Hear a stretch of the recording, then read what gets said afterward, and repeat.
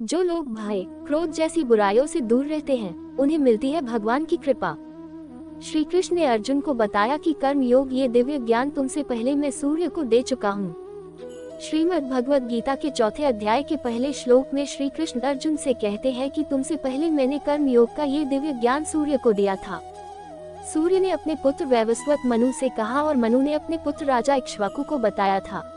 इस तरह ये ज्ञान ऋषियों तक पहुंचा। लेकिन बहुत समय बीत जाने की वजह से मनुष्य लोक में ये ज्ञान लुप्त हो गया है। तू मेरा भक्त है और सखा है, इसीलिए मैं ये ज्ञान तुझे फिर से दे रहा हूँ।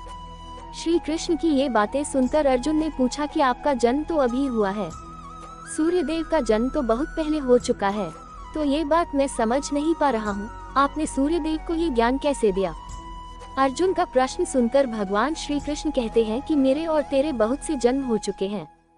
मैं उन सभी जन्मों के बारे जानता हूँ, लेकिन तू नहीं जानता। मैं अजन्मा हूँ, अविनाशी हूँ।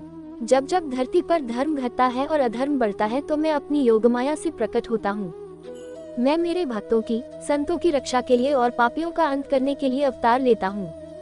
जो भक्त मेरे रहस्यों को समझ लेता है, उसे मेरी कृपा मिल जाती है और फिर उसकी आत्मा फिर से जन्म नहीं लेती है। जो लोग भय और क्रोध जैसी बुराइयों से दूर रहते हैं, उन पर मेरी विशेष कृपा रहती है। जो भक्त जिस तरह मेरी कृपा चाहता है, मैं उसी तरह उन पर कृपा करता हूँ। क्योंकि सभी मनुष्य मेरे ही मार्ग का अनुसरण करते हैं। मनुष्य लोक में कर्म ही प्रधान है।